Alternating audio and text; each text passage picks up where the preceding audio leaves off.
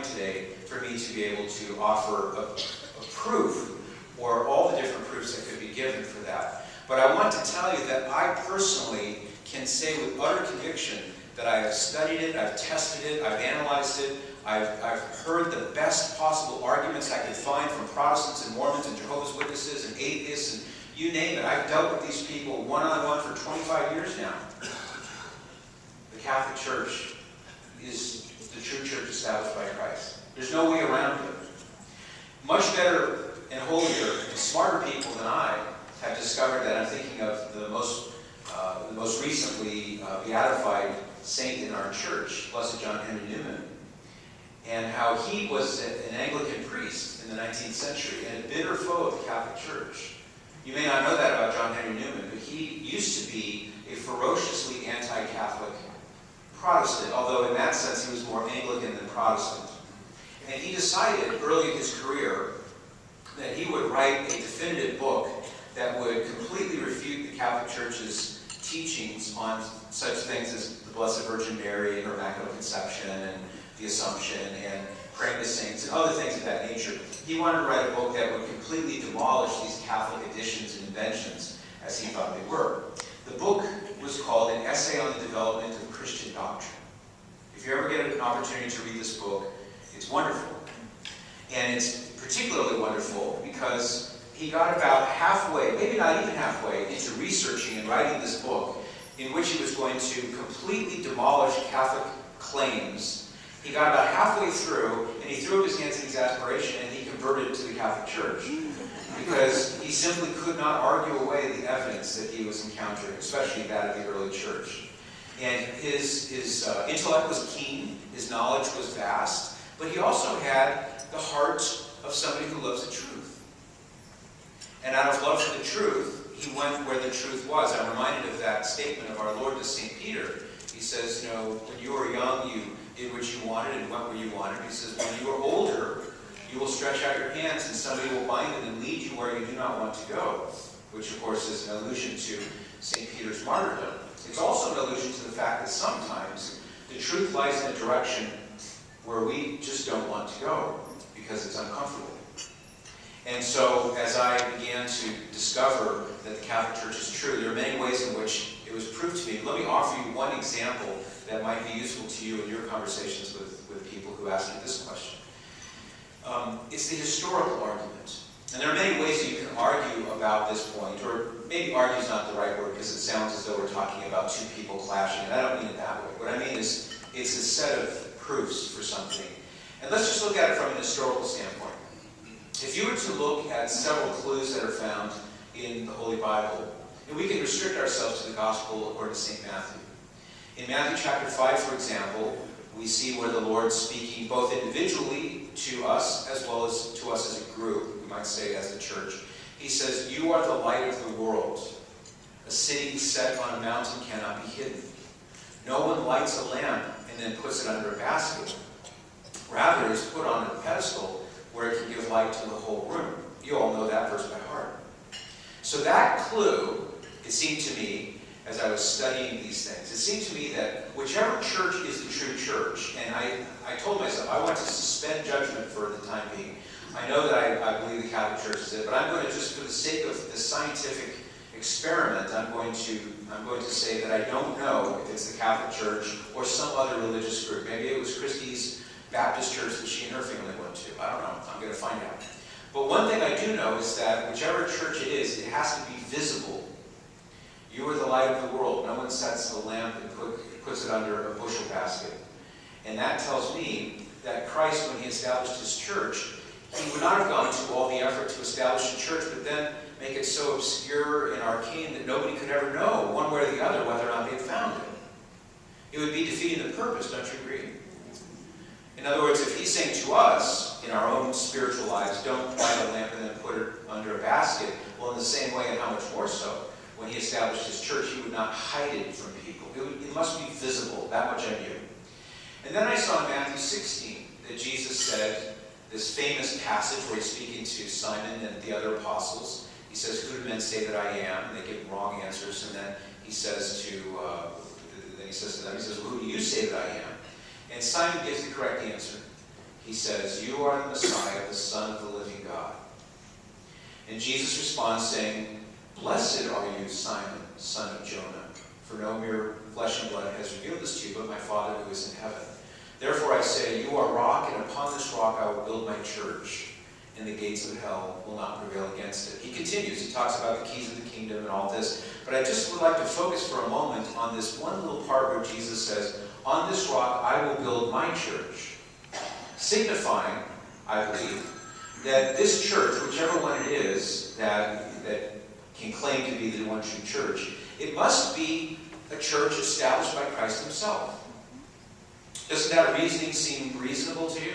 In other words, if Christ identifies the church as his church that he's building, then whichever church it is, it can't be established by anyone other than Christ. That was the conclusion I drew. And then I saw there too, where he talks about how the gates of hell will not prevail against the church. And then as I looked at Matthew chapter 28, verses 18 through 20, at the Great Commission where Christ is about to ascend into heaven, I see that he's sent them into the whole world, telling them to baptize all nations in the name of the Father and of the Son and of the Holy Spirit, teaching them to observe all that I have commanded you. And he finishes by saying, "Behold, I am with you always, even until the end of the world." Stirring words when you think about what they mean.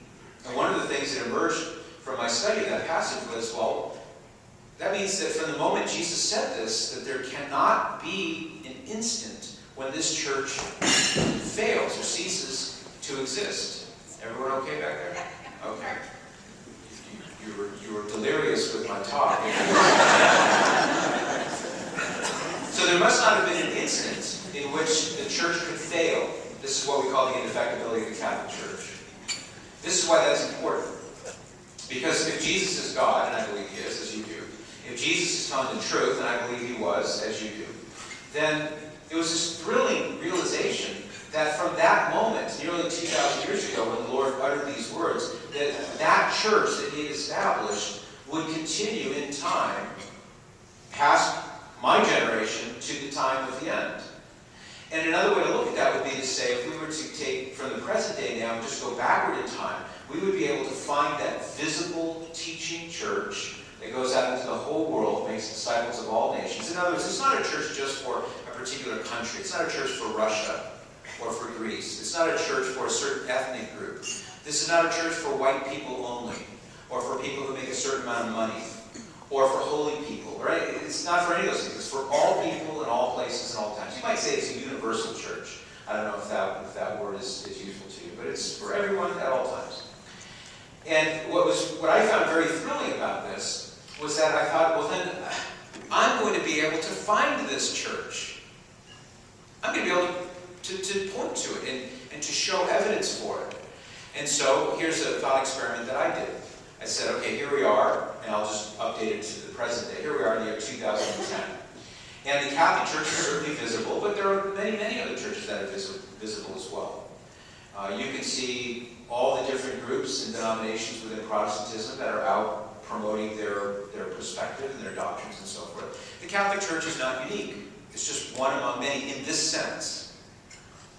The church is visible also, not only because of the buildings, but also because of the Pope and the bishops in union with the Pope and the doctrines that are peculiarly distinctively Catholic. The Mass is a sacrifice, prayers for the repose of the souls of the dead, in other words, purgatory, confession to a priest, baptismal regeneration, honoring the Blessed Virgin Mary and the saints. And we could go on giving examples. You know what I'm talking about. So I did this experiment. I thought, okay, well, let's go back in time. Let's just go back 200 years. So now we're in the year 1810. In the year 1810, there was a Catholic Church, Pope, bishops, doctrines, and so forth. But in the year 1810, there's something that you would not be able to find, namely the Mormon Church. Joseph Smith Jr., the man that established that religion, was just a little boy at that point. And it would be another 20 years before he would claim to be the prophet of this restored church. You would not have been able to find a single Jehovah's Witness, in the year 1810. There were no Seventh-day Adventists in the year 1810. All of the non-denominational denominations that spring up all over the place, none of them were in existence. But the Catholic Church was there. Go back another 300 years. So now we're in the year 1510. And in the year 1510, yeah, there's the Catholic Church, the Pope, the bishops.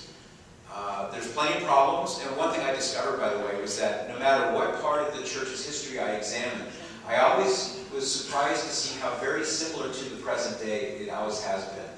There were priest scandals, there were uncatechized lay people, there were extremely holy priests and virtuous priests and bishops, and then we had general confusion in some quarters, and so it was a big hodgepodge of good, bad, and different, all the way in the middle. And you had saints and sinners rubbing shoulders. Everywhere I looked, I saw the Catholic Church was this way. So it actually has given me a great deal of consolation to realize that even though we've gone through some tough times in recent decades now, you know, it's pretty much the same as it's always been. And one of the things I concluded was that the Catholic Church is a very messy place.